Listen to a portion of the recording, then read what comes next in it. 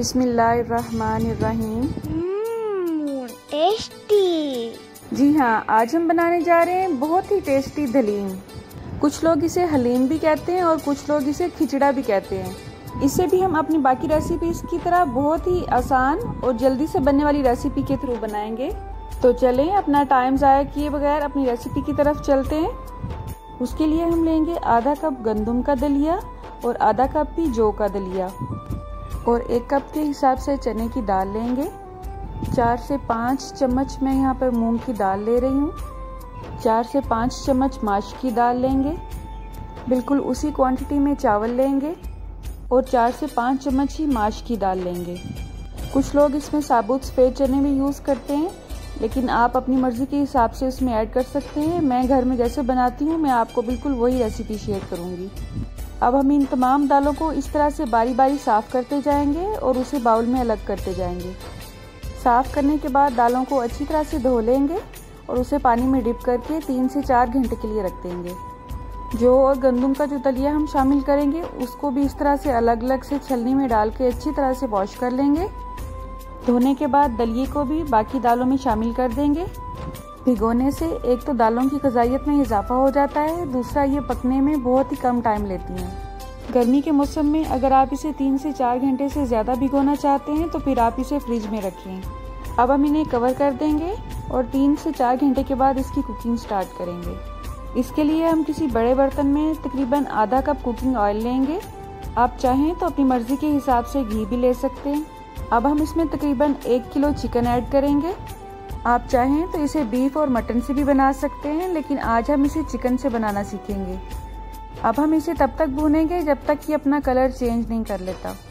2 से 3 मिनट भूनने के बाद इसमें फ्रेश चॉप किया हुआ अदरक और लहसुन का पेस्ट ऐड करेंगे।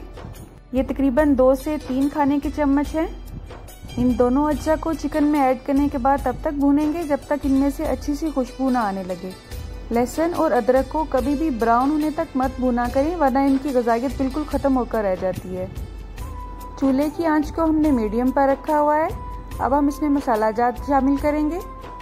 उसके लिए हम लेंगे तकरीबन 1.5 चम्मच नमक, 1 चम्मच हल्दी पाउडर, 1 चम्मच खुश्क धनिया पाउडर, 1 चम्मच कुटी हुई सुर्ख मिर्च। अगर आप ज़्यादा स्पाइसी पसंद करते हैं तो ज़्यादा ऐड कर लें। 1 चम्मच सुर्ख मिर्च का पाउडर, आधा चम्मच काली मिर्च कुटी हुई, 1 चम्मच आमचूर पाउडर या कचरी पाउडर लेंगे खटास के लिए। बिल्कुल मामूली सी अजवाइन लेंगे और 1 चम्मच सफ़ेद ज़ीरा लेंगे साबुत। इन तमाम मसाला जात को चिकन में ऐड कर देंगे और इसकी अच्छी तरह से भुनाई करेंगे। दलीम को पकाने के लिए बर्तन आप थोड़ा सा बड़े साइज़ का ही लें, और ये क्यों लें इसकी वजह भी आपको अभी समझ आ जाएगी। ये ग़िज़ाइयत से भरपूर डिश है, इसको कम से कम हफ्ते में 1 दफ़ा ज़रूर बनाया करें आप।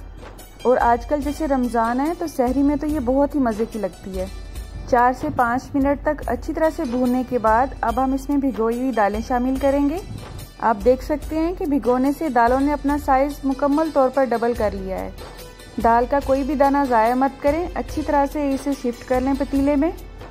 अगर आप अल्लाह के दिए हुए रिज़्क की कदर करेंगे तो रिज़्क भी आपकी कदर करेगा।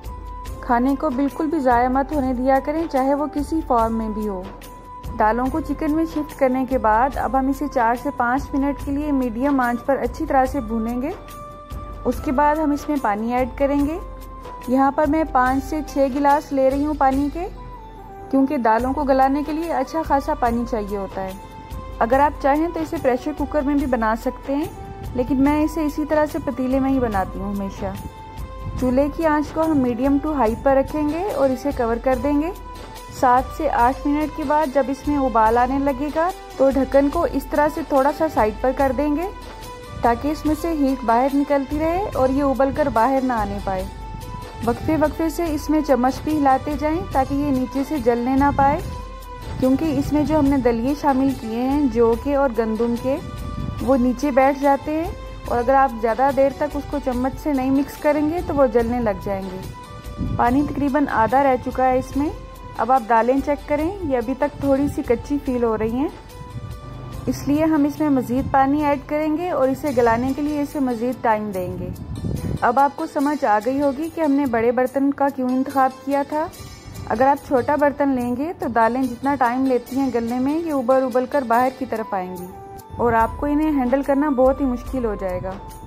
दालें इसमें थोड़ी कच्ची हैं, लेकिन चिकन मुकम्मल तौर पर गल चुका है। अब हम तमाम चिकन पीसीस को दालों से अलग कर लेंगे और उन्हें ठंडा करने के लिए थोड़ी देर के लिए रख देंगे। उसके बाद सारे चिकन को हड्डियों से अलग कर लेंगे। दालों को अभी हम मज़ीद पकाएंगे। अब तक इन्हें पकते हुए तकरीबन 20 से 25 मिनट गुजर चुके हैं। वक्फे से हम इन्हें चेक करते जाएंगे कि ये कितनी गल चुकी हैं और अगर ज़रूरत महसूस होगी तो इसमें पानी भी ऐड करते जाएंगे। दालों में पानी इस तरह से रनिंग कंडीशन में ही होना चाहिए। आप देख सकते हैं दालें मुकम्मल तौर पर गल चुकी हैं।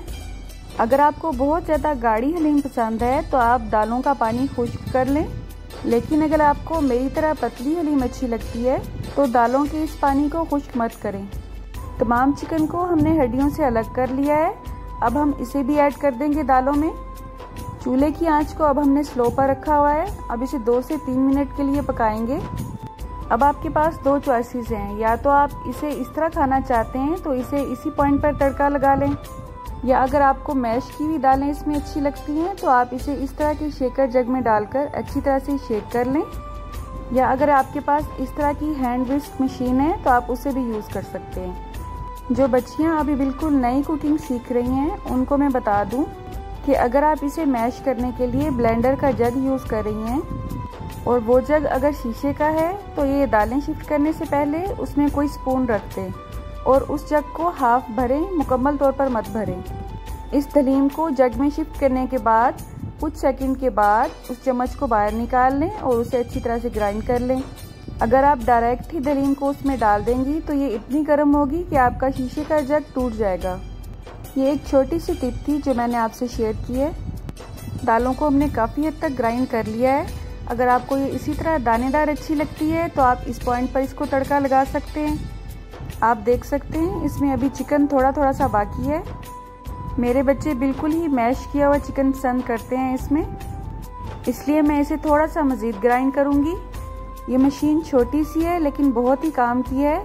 आप कोशिश करें कि आप इसे ज़रूर ख़रीदें, ये ज़्यादा महंगी भी नहीं है। अगर आप इसकी एग्जैक्ट प्राइस पूछना चाहते हैं तो आप कमेंट बॉक्स में मुझे ज़रूर कमेंट करें। दालें मुकम्मल तौर पर गल चुकी हैं और अच्छी तरह से ग्राइंड भी हो चुकी हैं। अब इसका पतीला हमने अलग कर लिया है और इसके तड़के की तैयारी करेंगे। यहाँ पर हमने 1 कप कुकिंग ऑयल लिया है। 2 अदद मीडियम साइज़ के अनियंस को पतला सा काट कर वो भी इसमें ऐड कर देंगे। अब हम प्याज को गोल्डन ब्राउन होने तक फ्राई करेंगे। अगर आपके पास कश्मीरी साबुत मिर्च है तो वो भी आप इसमें ऐड कर सकते हैं तड़का लगाते हुए। लॉकडाउन की वजह से मेरे पास इस वक्त अवेलेबल नहीं है, इसलिए वो मैं इसमें ऐड नहीं कर रही हूँ। प्याज हमारे अच्छी तरह से ब्राउन हो चुके हैं। इसे हम अपनी हलीम में शामिल कर लेंगे। बाकी प्याज जो फ्राइंग पैन में रह गए हैं वो भी मैं अच्छी तरह से साफ़ करके उसे भी हलीम में शामिल कर लूँगी। इन तमाम अज्जा को हम अच्छी तरह से मिक्स कर लेंगे। इस पॉइंट पर भी अगर आपको हलीम ज़्यादा पतली फील हो तो आप इसे 1 से 2 उबाल आने दें और अपनी मर्ज़ी के मुताबिक इसे गाढ़ा कर लें। लेकिन ये याद रखें कि ठंडी होने के बाद ये थोड़ी सी मज़ीद गाढ़ी हो जाती है। हमारे घर में ये इसी फॉर्म में पसंद की जाती है, इसलिए मैंने चूल्हे की आंच को बंद कर दिया है। अब इस पर 1 से 1.5 चम्मच कूटा हुआ खुश्क धनिया शामिल करेंगे। 1 चम्मच गरम मसाला पाउडर ऐड करेंगे। आप चाहें तो इस पॉइंट पर 1 चम्मच चाट मसाला भी ऐड कर सकते हैं, लेकिन मैं उसे सर्विंग के वक्त ऐड करती हूँ। इन दोनों अज्जा को अच्छी तरह से मिक्स कर लेंगे।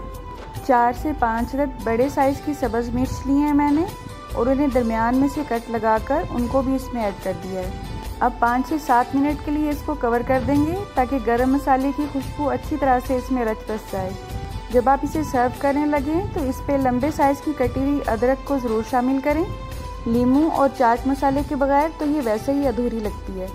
बारीक कटी हुई सब्ज़ मिर्च और सब्ज़ धनिया भी ज़रूर ऐड करें। आप चाहें तो बाज़ार से जो फ्राई किए हुए अनियंस मिलते हैं आप उन्हें भी गार्निश के तौर पर यूज़ कर सकते हैं। अल्लाह आप सबका दस्तरखान सजाए रखे और हम सबको सेहत और ईमान का रिज़्क़ अता फरमाए। अल्लाह हम सबको रमज़ान की बरकतों से भरपूर फ़ायदा उठाने की तौफीक अता फरमाए। मेरी नेक्स्ट वीडियो तक अल्लाह हाफ़िज़।